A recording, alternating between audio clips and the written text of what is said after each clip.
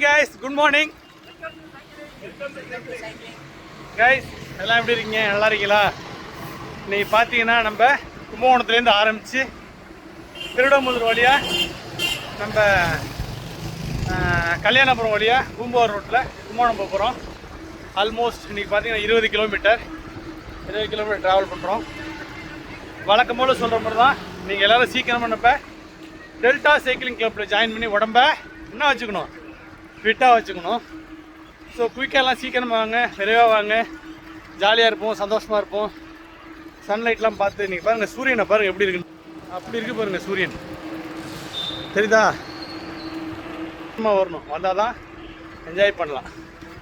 Compulsory இல்லை exercise, compulsory தண்ணி குடிங்க, உடம்பை ஃபிட்டாக வச்சுக்கோங்க.